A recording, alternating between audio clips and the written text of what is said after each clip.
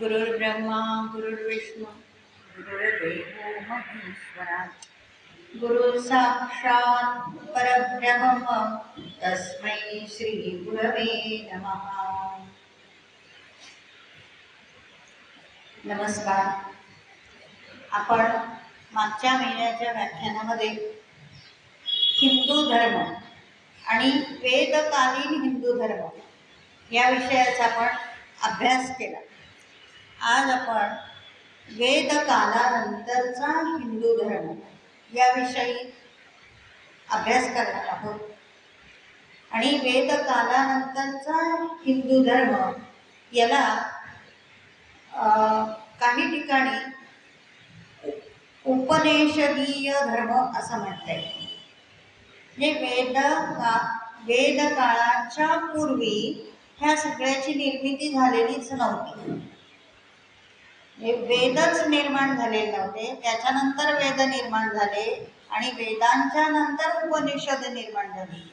आणि मग तेव्हापासून आपला हिंदू धर्म कसा, आपण वेदांच्या पूर्वीचा हिंदू धर्म, त्यांचं जगणं कसं होतं, त्यांचे व्यवहार कसे होते, हे सगळं मागच्या व्याख्यानात पाहिलं।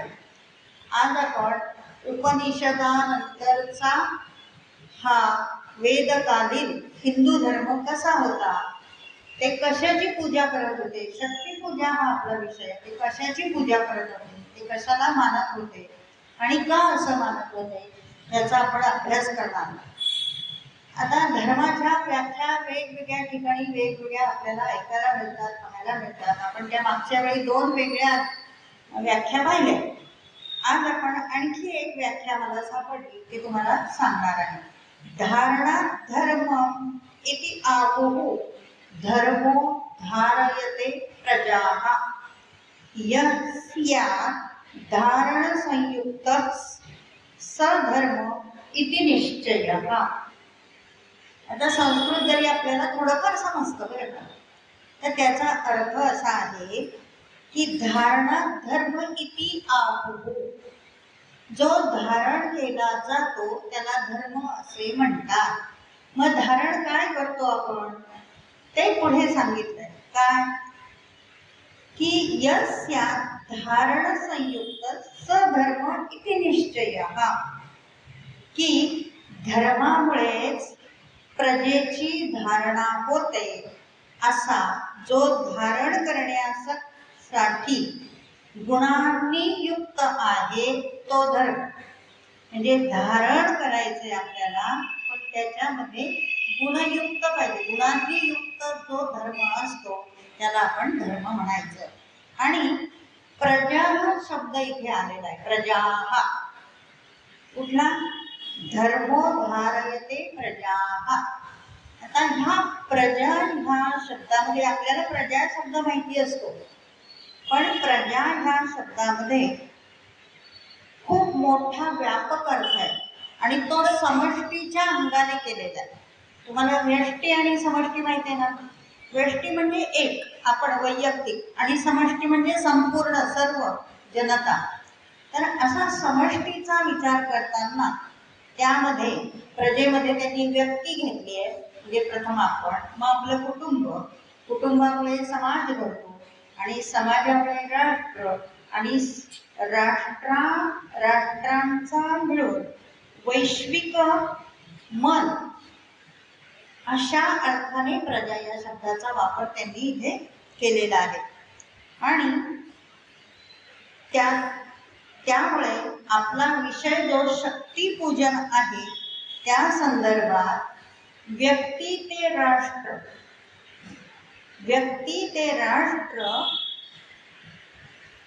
हे कोणत्या समाजातील कोणत्या घटकांचे धारण करतात, आणि त्या संदर्भात व्यक्ती आणि राष्ट्र हे वेदकालापूर्वीचे व्यक्ती आणि राष्ट्र आणि वेदकालानंतरचे व्यक्ती आणि राष्ट्र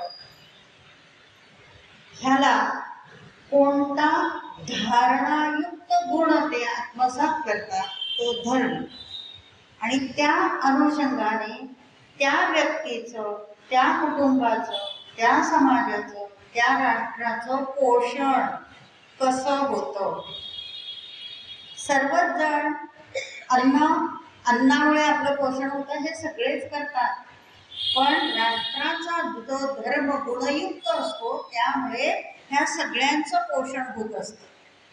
व्यक्तीचं पोषण ज्या गुणयुक्त गुणांनी झालेलं असतं त्यामुळे कुटुंबाचं होतं, त्यामुळे समाजाचं होतं आणि त्यामुळे राष्ट्राचं होतं.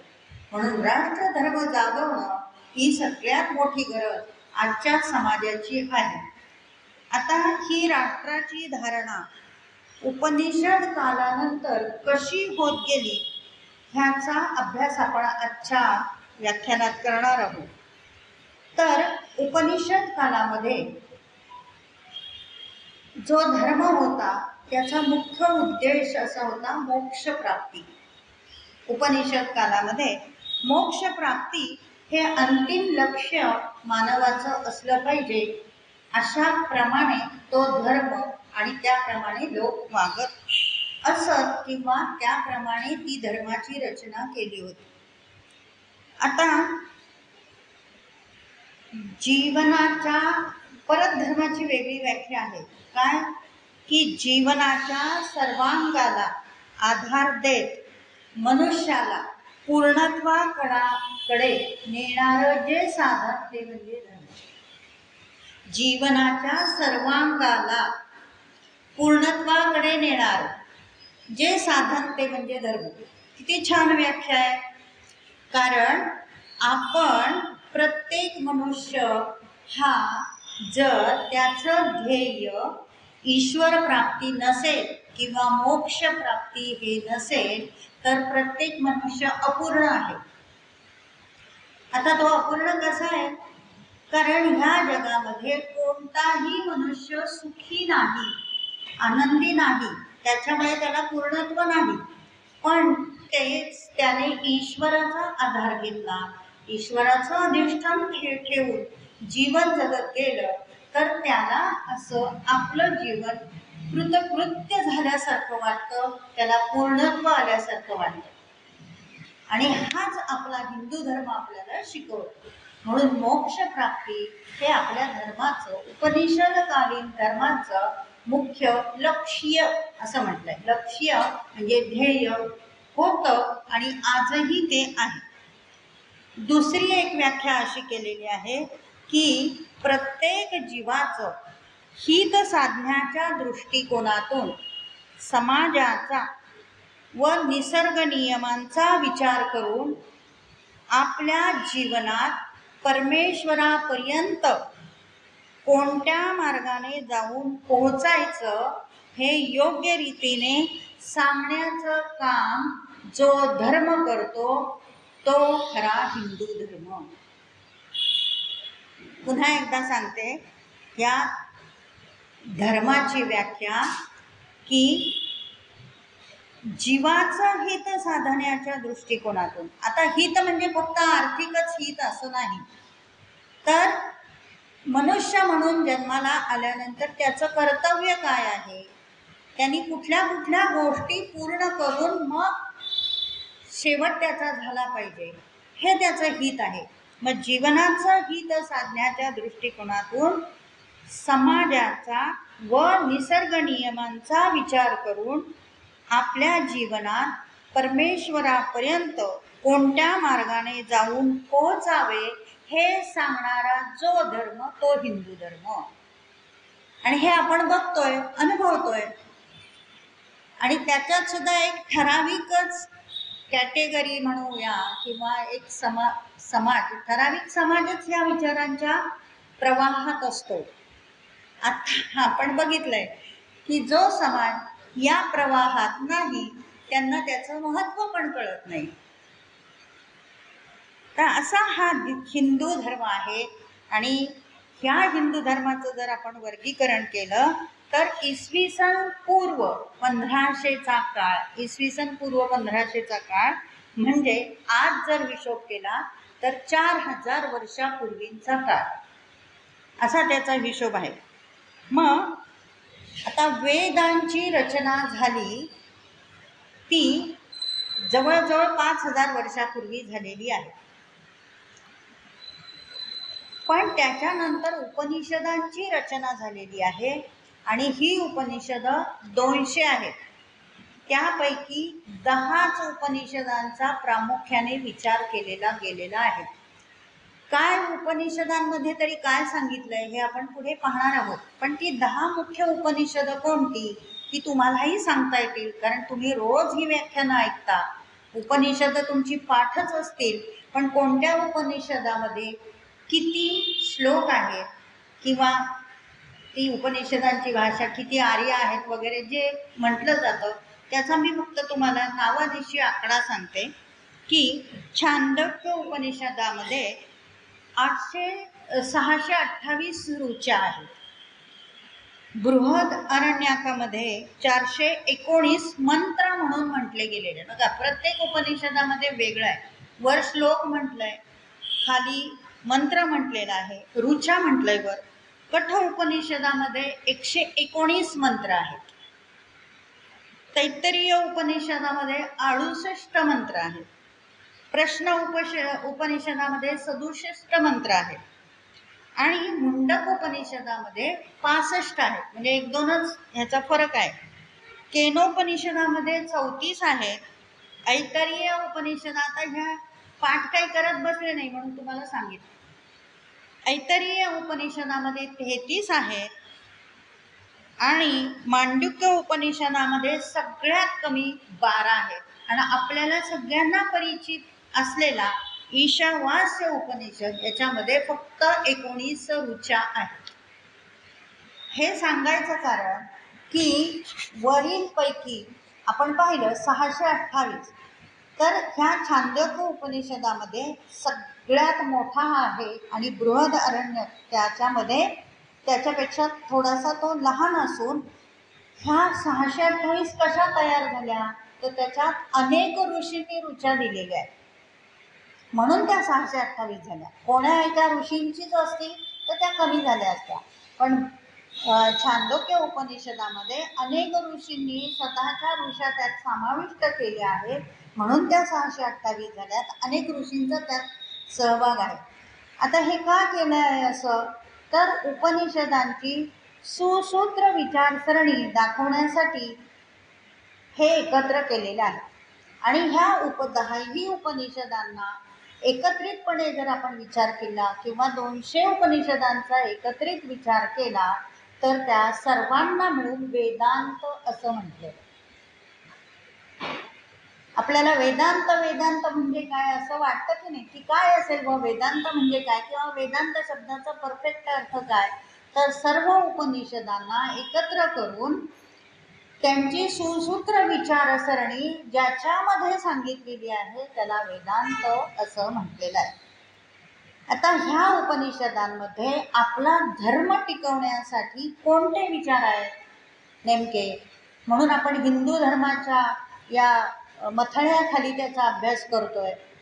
तर ह्याचा अभ्यास केला असता असं दिसून येतं की ह्या संपूर्ण सृष्टीच्या मुळाशी, संपूर्ण जगताशा म्हटलं तरी चालेल, संपूर्ण सृष्टीच्या मुळाशी एकमेव असं अविनाशी.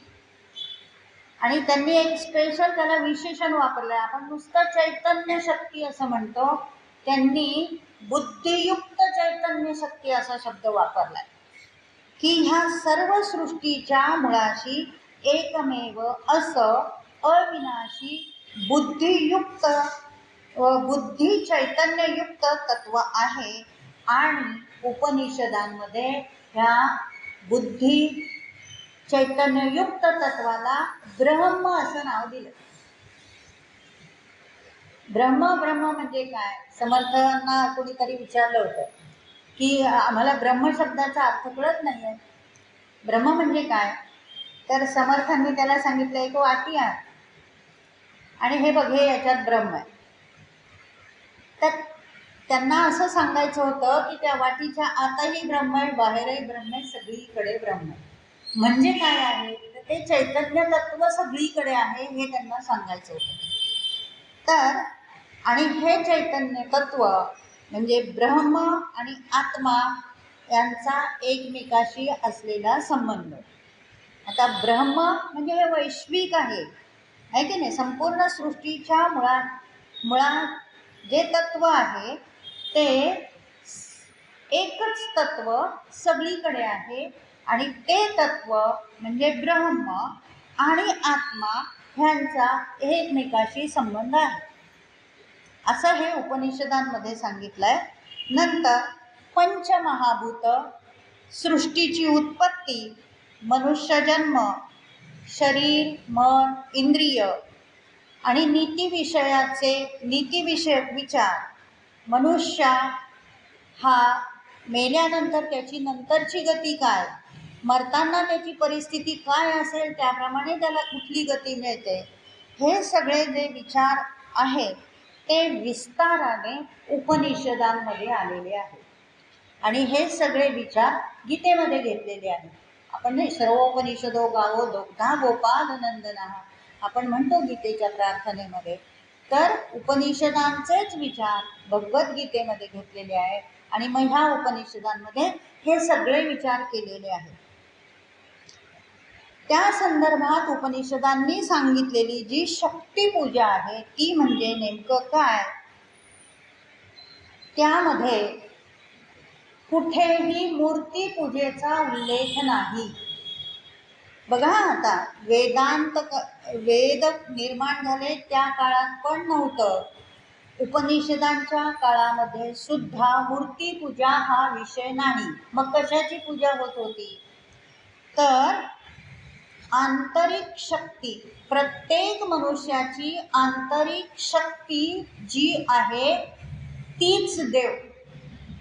आणि आपण सगळा अभ्यास करताना आपल्याला हे जाणवतं हो की नाही. उपनिषदांचा अभ्यास करताना, वेदांताचा, पुराणांचा अभ्यास करताना हेच तत्व आहे हे आपल्याला जाणवतं की प्रत्येक मनुष्याची आंतरिक शक्ती आहे, हे हाच देव आहे, हाच ईश्वर आहे, हाच परमात्मा आहे, वेगळी मूर्तीपूजा नाही. असं उपनिषद ज्यावेळी निर्माण झाले त्या काळात होतं. आणखी काय होतं तर प्रत्येक मनुष्याचं कर्म आणि त्या कर्मानुसार त्याला मिळणारं फळ, हा कर्माचा जो कर्मविपाक सिद्धांत तो उपनिषद कालापासून आहे आणि तो आजही आहे. हे आपण बघतो. काही लोक मानतात, काही लोक मानत नाही. पण आपल्यासारखे जे अभ्यासू लोक आहेत, ज्यांनी वेदांताचा अभ्यास केलाय, उपनिषदांचा अभ्यास केलाय, गीतेचा अभ्यास केलाय, ते हे तत्व मानतात. कर्मविपाक सिद्धांत की आपल्या कर्माप्रमाणे आपल्याला फळ मिळतं. पण काही लोक ते मानत नाही. पण हा सिद्धांत हा तेव्हाच आहे. ह्याशिवाय काय आहे की ह्या जीवात्म्याला जे बरं वाईट फळ मिळत असतं ते त्याच्या कर्माप्रमाणे त्याला पुढील जन्मात भोगावं लागतं. हा कर्मविपाक सिद्धांत आहे. आणि मग हिंदू धर्म म्हणजे उपनिषदकालीन हिंदू धर्म आणि त्याचा प्रामुख्याने उल्लेख कुठे कुठे केलेला आहे तर छांदोग्य उपनिषद, बृहदारण्यके, मुंडक उपनिषद यामध्ये प्रामुख्याने ह्या 3 उपनिषदांमध्ये त्याचा उल्लेख प्रामुख्याने केलेला आहे.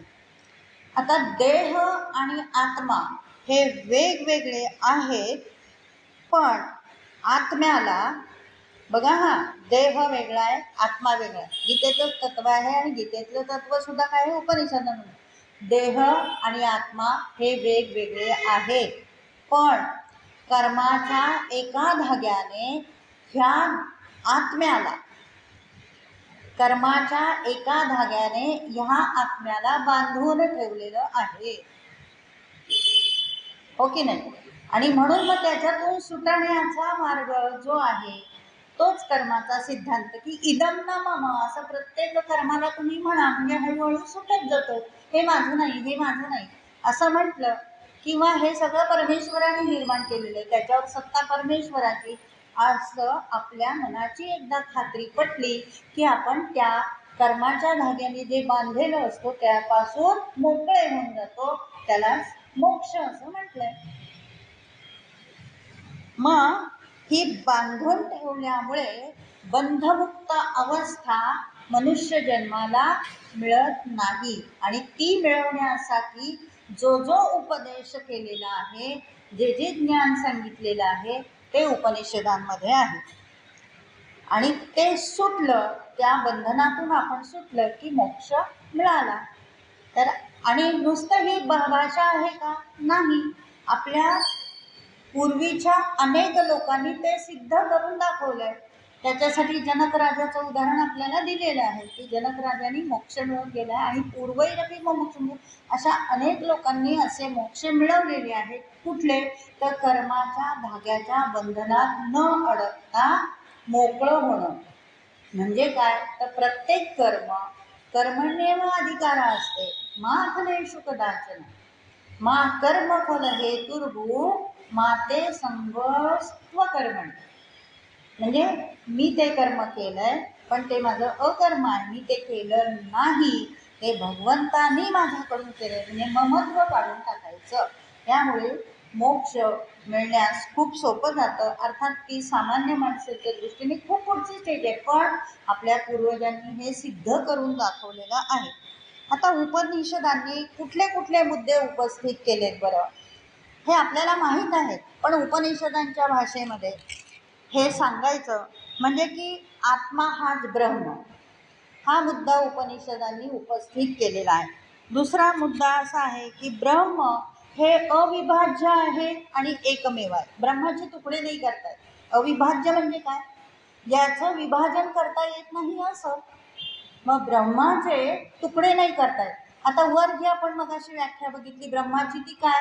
की ह्या संपूर्ण सृष्टीच्या मुळाशी एकच बुद्धियुक्त चैतन्य तत्व आहे. मग ह्या चैतन्य तत्वाचे तुकडे करता येतात का? नाही. ते प्रत्येकात आहे, ते आपल्याला डोळ्यांना प्रत्येकाला वेगवेगळं दिसतं म्हणून वेगवेगळं वाटतं, ते एकच आहे. दुसरं तत्व काय सांगितलंय उपनिषदांनी? की ब्रह्म अविभाज्य आहे.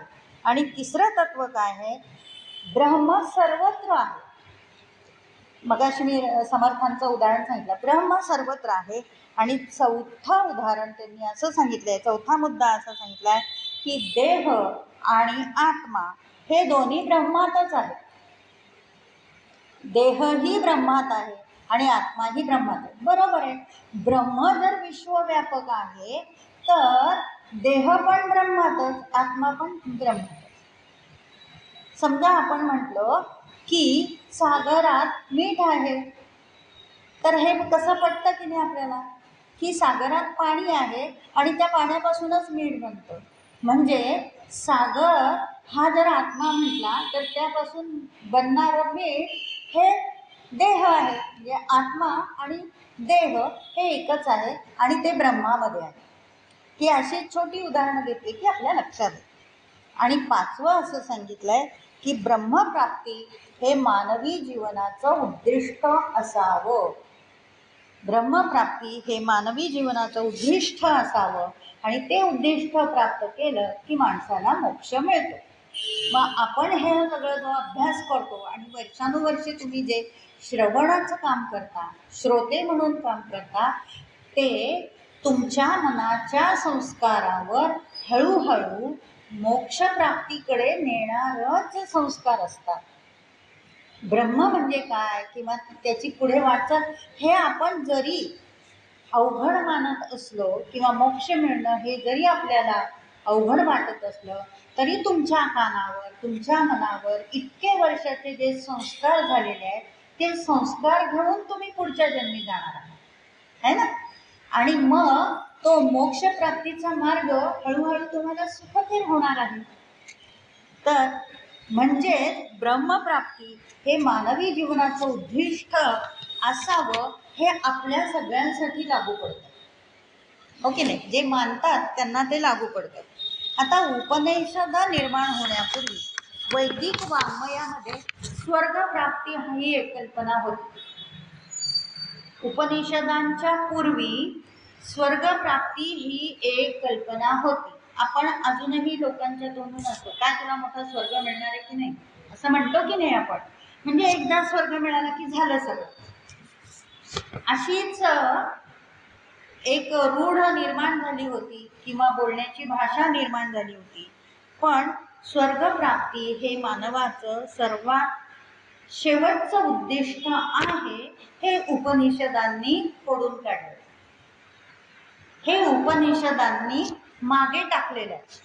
मग काय आहे उद्दिष्ट? तर ब्रह्मप्राप्ती, स्वर्गप्राप्ती नाही तर ब्रह्मप्राप्ती, म्हणजे स्वर्गाच्याही पुढे ब्रह्मलोक वगैरे जे आहे, उल्लेख पुढे येणार आहे, स्वर्गाच्याही पुढे जे काही आहे ते मिळवण्याचं माणसाचं उद्दिष्ट असलं पाहिजे। आणि ते मिळवणं म्हणजे मोक्षप्राप्ती, हेच उद्दिष्ट समोर ठेवून उपनिषदांचा अभ्यास केलेला आहे। आणि भगवद्गीतेमध्ये सुद्धा 9व्या अध्यायात श्लोक तुम्हाला आठवत असेल तर बघा, तेतम भुक्त्वा स्वर्गलोकौ विशन्ति क्षीणे पुण्ये मर्त्यलोकौ विशन्ति, म्हणजे स्वर्गातले भोग भोगून पूर्ण झाल्यानंतर मनुष्य पुन्हा कुठे येतो? पृथ्वी लोकावर येतो। आणि गीता काय आहे? उपनिषदांचं सार, म्हणजे उपनिषदांनी काय सांगितलंय की स्वर्गप्राप्ती झाल्यावर पृथ्वी लोकावर येणार, म्हणजे मोक्षाची वाटचाल नाहीये, हे सिद्ध झालं। म्हणून पृथ्वी लोकावर भोग भोगण्यासाठी येतो म्हणजे त्याला मोक्ष नाही, ही कल्पना, स्वर्गप्राप्तीची कल्पना उपनिषदांच्या काळामध्ये दुय्यम ठरली। आता वेगवेगळ्या उपनिषदांमध्ये ब्रह्म या संकल्पनेची वेगवेगळी व्याख्या आहे किंवा वेगवेगळे विचार आहेत। त्याच्यामध्ये पुन्हा हे सगळे आपण मगाशी जे उपनिषद पाहिले त्यांचाच विचार आहे। प्रश्न उपनिषद आहे, मुंडक उपनिषद आहे, तैत्तिरीय उपनिषद आहे, तैत्तिरीय उपनिषद आहे, बृहदारण्यक आहे, छांदोग्य उपनिषद, ह्यामध्ये चंद्र, सूर्य आणि ब्रह्म ह्याबद्दल वेगवेगळी मतं मांडलेली आहेत।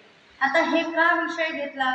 कारण शक्तिपूजा हा आपला विषय आहे, म्हणजे त्या काळामध्ये चंद्र, सूर्य आणि ब्रह्म ह्यांचीच पूजा केली जाते।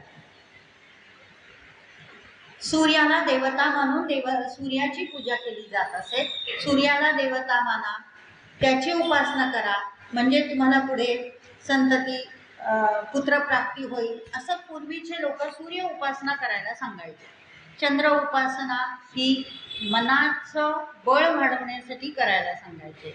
आणि ब्रह्म उपासना हा निर्गुण निराकार परमेश्वराची उपासना आहे, म्हणून ब्रह्माची उपासना करायला। मग निर्गुण निराकार म्हणल्यावर त्याला आकार नाही, मूर्ती नाही, काही नाही, ब्रह्म हे सगळीकडे आहे, म्हणजे निर्गुण निराकार परब्रह्माची पूजा। आता लोक हा शब्द जसं आपण म्हणतो ना, त्रैलोक्य असं म्हणतो, हो की नाही? मग त्या त्रैलोक्यामध्ये काय येतं? हा मृत्यूलोक म्हणजे पृथ्वीलोक, स्वर्गलोक आणि पाताळलोक, एवढंच आपल्याला माहिती आहे। पण हा लोक शब्द उपनिषदांमध्ये आलेला आहे आणि त्याच्यामध्ये असं सांगितलंय की तामस कर्म जे लोक करतात त्यांचं ह्या लोकीही कल्याण होणार नाही आणि परलोकीही नाही। आता परलोक म्हणजे काय? तर हे जे स्वर्गलोक किंवा त्याच्या पुढचा ब्रह्मलोक वगैरे अशी संकल्पना आहे। तर पण उपनिषदांमध्ये स्वर्गलोक, ब्रह्मलोक, गंधर्वलोक, मनुष्यलोक अशी उदाहरणात आपल्याला 28 लोकांची नावं दिली। ही सगळी नावं मी काही इथे तुम्हाला सांगत नाही, पण 28 लोकांची नावं ह्या उपनिषदांमध्ये दिलेली आहेत। आणि सगळ्यात महत्त्वाचं म्हणजे आपल्याला माहीत असलेला वैकुंठ लोक आणि कैलास लोक ह्याची नावच नाहीये उपनिषदांमध्ये।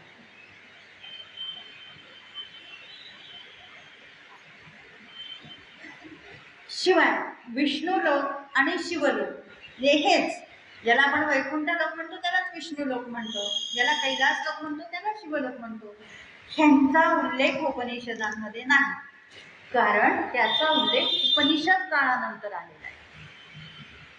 त्याचा उल्लेख उपनिषद काळानंतर आलेला आहे, म्हणजे याच्यावरून आपल्या हे लक्षात येतं की वैकुंठ लोक हा विष्णूचा आहे आणि विष्णूची पूजा, मूर्तीची पूजा ही उपनिषद काळानंतर झाली। किंवा कैलास लोक हा शिवाचा आहे आणि शिवाची पूजा करायची किंवा त्याबद्दलचं जे काही पूजन आहे, शक्तीचं पूजन, ते उपनिषद काळानंतर आलेलं आहे, हे याच्यावरून सिद्ध होतं। तर उपनिषद काळामध्ये शक्ती पूजा होती ती कशासाठी की ऐहिक जीवनामध्ये प्रत्येक माणसाने आपलं कल्याण करून घेण्यासाठी उपासना करावी. मग उपनिषद कालामध्ये प्रत्येक माणसाने ऐहिक कल्याण होण्यासाठी चंद्राची उपासना करायची, सूर्याची उपासना करायची, ब्रह्माची उपासना करायची असं सांगितलेलं आहे. आता त्या काळाचं जीवन कसं होतं सामान्य, आपण वेदकालीन पूर्वी लोकांचं जीवन कसं होतं ते पण बघितलंय नाही का, की त्यावेळेला वाहन म्हणून काय होतं, त्यांचा जीवन व्यवहार कसा चालायचा, नंतर त्यांची कर्म कशी होती, म्हणजे नोकऱ्या कशा होत्या थोडक्यात, हे तेव्हा आपण बघितलंय. तर आता ह्या काळामध्ये उपनिषद काळामध्ये सगळे लोक सद्गुण संपन्न होते असे नाही. आपल्याला आदर्श रामायण कालामधला रामाचा आहे तो नंतरचा आहे. पण त्या काळामध्ये सुद्धा राजे लोक सुद्धा एकतर सतत युद्ध करत होते, राक्षसी वृत्तीचे होते, व्याभिचारी होते, दुराचारी होते आणि मूर्खही होते. मूर्ख म्हणजे काय, मोहग्रस्त, मोहग्रस्त होते. मूर्ख या शब्दाचा अर्थ मोह, ही मोह म्हटल्यानंतर सगळाच मोह. मग त्या तीन गोष्टी आल्या हो की नाही, नारी, मद्य आणि धन, या तिन्हींचाही अतिशय मोह होऊन जीवन जगायचं हे त्या काळाच्या लोकांचं होतं. आणि सामान्य जनतांना अतिशय गरीब, दरिद्री, भुकेली आणि अंधश्रद्धाळू जनता होती. आणि त्यामुळे अध्यात्म ह्या शब्दाचा अर्थ त्यांना माहीतच नव्हतं. ऐहिक जीवन कसं जगायचं, मनाला येईल तसं जीवन जगायचं हेच त्यांना माहिती होतं. त्याच्यामुळे आत्मतत्वाचा अभ्यास सुद्धा असतो हे उपनिषद कालाने मनामध्ये ठसवलं. आणि पण उपनिषद कालामध्ये अध्यात्माचा जो उल्लेख केला आहे तो त्यांनी जास्त करून भर हा शरीरविषयक शास्त्र आणि मनविषयक शास्त्र याच्यावर दिलेला आहे. म्हणजे पुन्हा ते ऐहिक, शरीर आणि मन हे ऐहिक मध्येच मोडतं, त्याच्या पलीकडचा आत्मा आहे की नाही. म्हणजे ज्या दैनंदिन गरजा आहेत आणि त्याच्यासाठी जे काही लागतं त्याच्यावरच उपनिषद कालामध्ये भर दिलेला आहे. आणि त्या दृष्टीने जीवन व्यवहार कसे करायचे, त्यात काय काय युक्त्या करायच्या, प्राप्ती कशी, कर्मफलाची प्राप्ती कशी करून घ्यायची याच्याविषयी ज्ञान उपनिषदांमध्ये दिलेलं आहे. पण आणखी एक तिथे उपनिषदांच्या रचनेमध्ये आपल्याला खटकतं ते जीव आणि प्राण हा समानार्थी शब्द आहे असं तिथे म्हटलंय.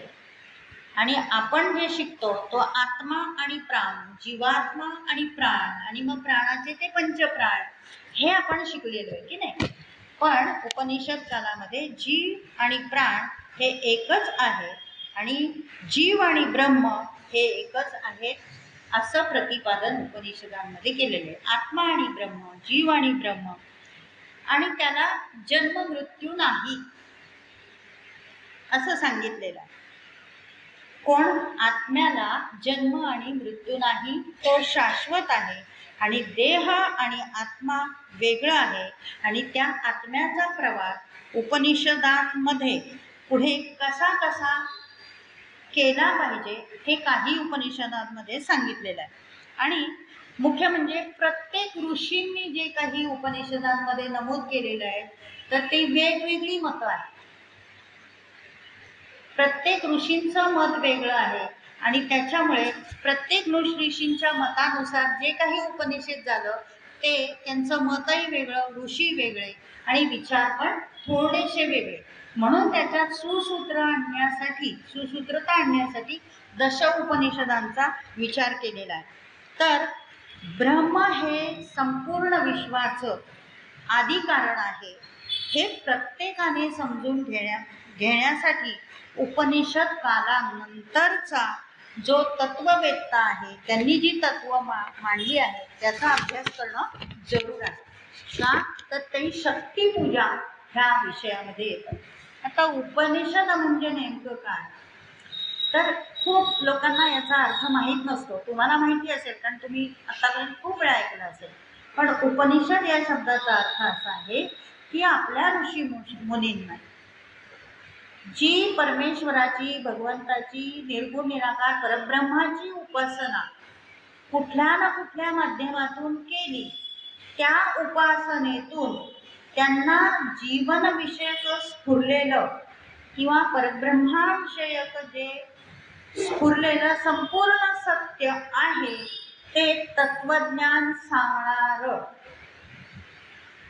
जे काही मौलिक विचार आहे त्याला उपनिषद असं म्हटलेलं आहे. जीवन विषयक तत्वज्ञान सांगणारे मौलिक विचार. पण मग मलाही येतात की जीवन विषयक तत्वज्ञान सांगायचे मौलिक विचार, पण त्यांनी उपासनेतून त्यांना आपसुक स्फुरलेलं आहे, ते स्फुरण झालेलं. स्फुरण आपलं ज्ञान हे ऐकीव असतं, हो की नाही. आपण जर उपासना केली, आता माऊलींनी ज्ञानेश्वरी लिहिली, त्यांना ते स्फुरण झालेलं आहे. कशातून झालेलं आहे? उपासनेतून स्फुरण झालेलं आहे. सर्व संतांना जे स्फुरण झालेलं आहे ते उपासनेतूनच स्फुरण झालेलं आहे. तसं त्या काळात ऋषींना परमेश्वर भगवंताच्या उपासनेतून स्फुरण झालेलं, त्या वेळेला ते जे त्यांनी लिहून ठेवलेलं त्याला उपनिषद असं म्हणतात. म्हणून प्रत्येक उपनिषदामध्ये वेगवेगळ्या ऋषींची मांडणी आहे.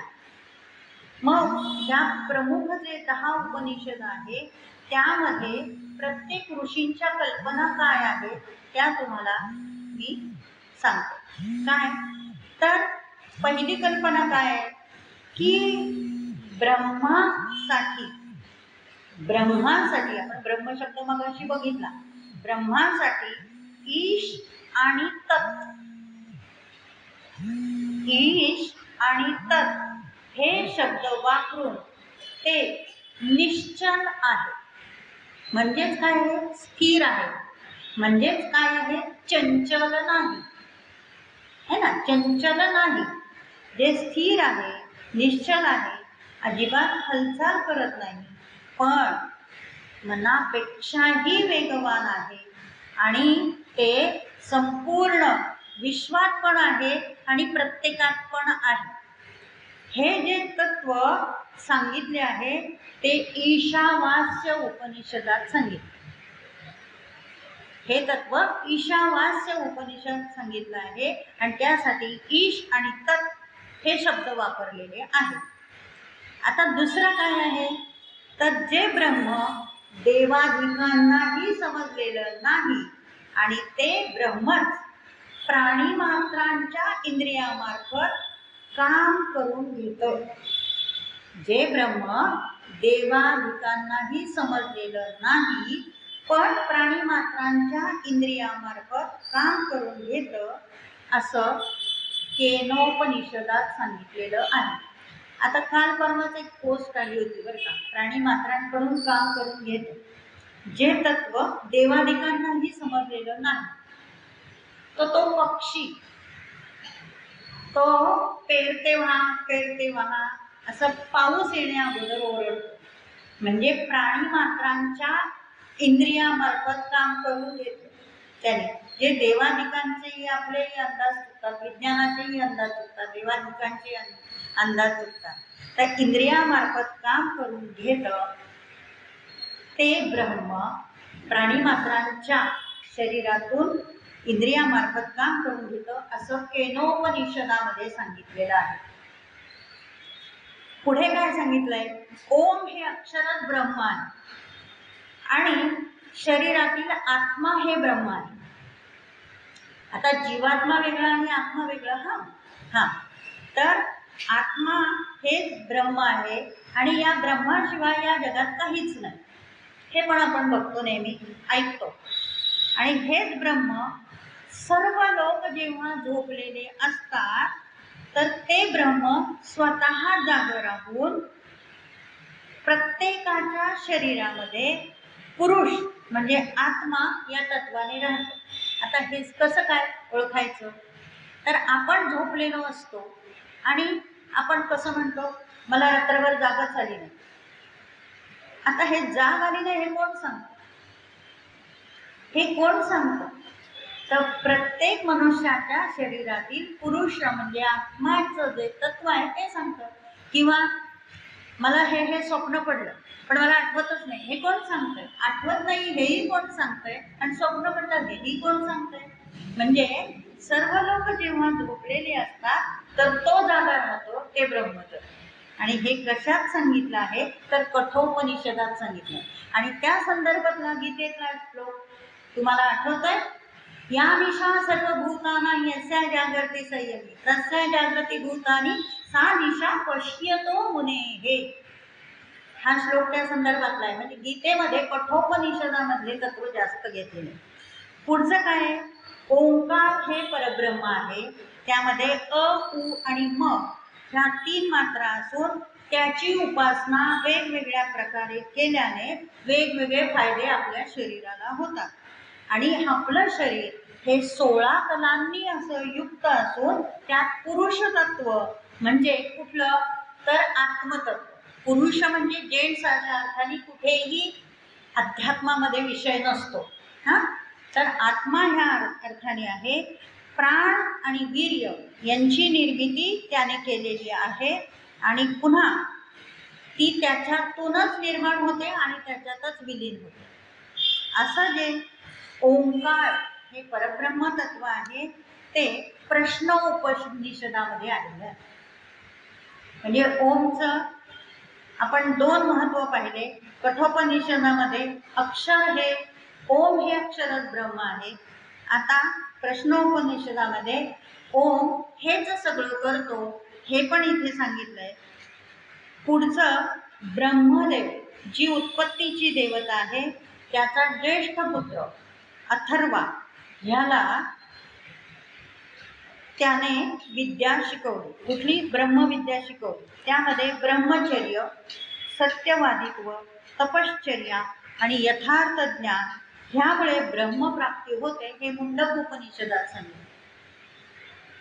ह्यामुळे ब्रह्मप्राप्ती होते. कशामुळे? ब्रह्मचर्य आचरलं की ब्रह्मप्राप्ती होते. सत्यवादित्व आपण अंगीकारलं की ब्रह्मप्राप्ती होते. तपश्चर्या केली की ब्रह्मप्राप्ती होते. आणि यथार्थ ज्ञान, ज्ञान म्हणजे आत्मज्ञान, हेही आपल्याला त्याच्यामुळेच मिळतं. हे सगळं मुंडक उपनिषदामध्ये सांगितलं. आणि अनंताचं ज्ञान झालं की ओम हे ब्रह्म हे आपल्याला कळतं. अनंताचं ज्ञान, किती छान शब्द आहे अनंत, ज्याला अंत नाही असा. मग ते कुठलं? सृष्टीच्या मुळाशी असलेलं बुद्धियुक्त ब्रह्मतत्व. ते कसं आहे? न अंत, अनंत आहे. आणि त्याची प्राप्ती झाली की आपल्याला जो काही आनंद मिळतो त्याला आपण ब्रह्मानंद, ब्रह्मानंदी टाळी लागली म्हणतो, तो ब्रह्मानंद. आणि ते तत्व कुठे सांगितलंय? तैत्तरीय उपनिषदामध्ये सांगितलेलं आहे. आता विश्वच ब्रह्म आहे आणि ते अक्षर ब्रह्म आहे. म्हणजे क्षर होत नाही, ते अक्षर, ते अक्षर ब्रह्म आहे. आणि हे विश्व ब्रह्माला ते चतुष्पाद आहे, त्याला 4 पाय. आणि ब्रह्म आणि ओंकार यातला भेद जाणण्यासाठी मांडुक्य उपनिषदामध्ये वर्णन केलेलं आहे. ऐतरेय उपनिषदामध्ये ब्रह्म, प्रजापती, इंद्र आणि इतर जे स्थावर जंगम विश्व. आता स्थावर जंगम विश्व म्हणजे कुठलं? नद्या, पर्वत यांच्याही देवता आहे. तर ते स्थावर जंगम विश्व ह्याचा उल्लेख ऐतरेय उपनिषदात केला आहे. नंतर खूप छान आहे बरं का, हे तुम्हाला माहीत असेल पण मी सांगते की डोळ्यांमध्ये जे पुरुष म्हणजे आत्मतत्व आहे ते म्हणजे ब्रह्म. आपण डोळ्यांनी किती ज्ञान घेतो की, आणि प्राण गेल्यावर सुद्धा ते डोळ्या वाटे गेला असं आपण म्हणतो. तर डोळ्यांमध्ये जे आत्मतत्व आहे ते ब्रह्म, आणि ते ब्रह्म म्हणजे काय आहे? आपले डोळे म्हणजे सूर्य आहे. आणि तुम्हाला माहिती आहे की चक्षु स्तोत्र आहे. आणि मी तर असं प्रत्यक्ष उदाहरण पाहिलंय बरं का. माझीच एक मैत्रिणी आमच्या जवळच राहते की रोज सकाळी सूर्योदय येण्यापूर्वी, सूर्य उगवण्यापूर्वी आणि सूर्य जस्ट उगवला तो मधला काळ असतो, त्या सूर्याकडे बघून चक्षुस्तोत्र ती रोज म्हणते. त्यांनी मोतीबिंदूचं तिचं ऑपरेशन टळलेलं. म्हणजे सूर्य म्हणजे आपला डोळा आहे ते सिद्ध होतं की नाही. मला तर फार हे इतकं छान वाटतं ना अभ्यास करताना, आणि खरं आहे हे सगळं. तर सूर्य ब्रह्म हे चतुष्पाद कसं, तर वाणी, प्राण, डोळा आणि कान हे त्याचे 4 पाद आहेत. वाणी, प्राण, डोळा आणि कान. आणि हा उल्लेख कुठे आहे? छांदोग्य उपनिषदात आहे. अहम ब्रह्मासी हे 10वं आलं शेवटचं, की अहम ब्रह्मासी हे ब्रह्माचं रूप मूर्त आहे, मर्त्य आहे, दृष्टीगोचर असून ते अदृश्य सुद्धा आहे. दृष्टीगोचर म्हणजे दृश्य डोळ्यांना दिसणार, त्याला आपण दृश्य म्हणतो, पण ते अदृश्य सुद्धा आहे ब्रह्मतत्व. आणि ह्याचा उल्लेख बृहदारण्यकामध्ये केलेला आहे. तर हे सगळं जाणून घ्यायचं आणि त्याप्रमाणे त्या त्या देवतांची पूजा करायची म्हणजे शक्तीपूजा. मग उपनिषद कालानंतर ही झाली आंतरिक पूजा. आतापर्यंत जे आपण पाहिलं ती आंतरिक पूजा झाली.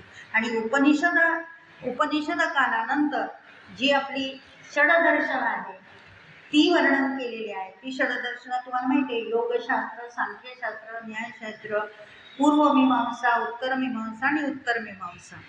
तर त्यामध्ये योग आणि न्यायशास्त्र जे आहे त्यामध्ये ईश्वराचं अस्तित्व हे सीमित आहे. आणि योगशास्त्र, सांख्यशास्त्र, पूर्वमीमांसा आणि उत्तर मीमांसामध्ये ईश्वरी तत्व नाहीच असंच म्हटलेलं आहे. म्हणजे चारवाक पद्धतीचे जे विचार आहेत ते तिथे नास्तिक भाव, नास्तिकता दाखवलेली आहे. आणि ईश्वराचंच सगळीकडे अस्तित्व आहे ह्याचा पुरस्कार करणारं शास्त्र म्हणजे वेदांत शास्त्र.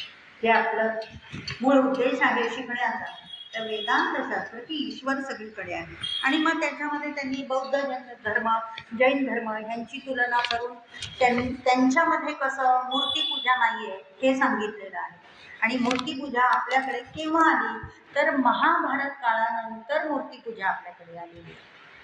आणि त्यानंतर मग तो शंकरदेव, गणेश, देवी ह्यांच्या, विष्णू ह्यांच्या मूर्तीच्या पूजा करून त्यांच्याकडून शक्ती प्राप्त करून घेणं हे महाभारत काळानंतर. आता खरं तर थोडासा भाग राहिला आहे, पण मी थोडक्यात तुम्हाला हे सांगितलं की शक्तीपूजन ह्या विषयामध्ये एक सांगितलं आहे की वेद हे अपौरुषे नाही, ईश्वर नाही आणि ईश्वरकृत नाही.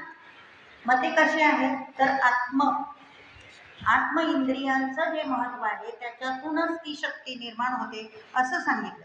बरं, हे तर आपल्याला मान्य करावं लागतं की हा संपूर्ण जगाचा जो व्यापार चाललेला आहे त्याला कोणीतरी नियंत्रक आहे, त्याला कोणीतरी निर्माता आहे, हे तर मान्यच करावं लागतं ना.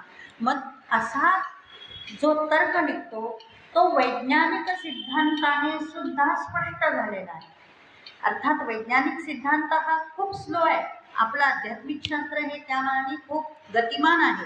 आणि मग म्हणून, आणि हे केव्हा सिद्ध झालं तर वैज्ञानिकांनी ते त्यांच्या परीने सिद्ध करून दाखवलं. पण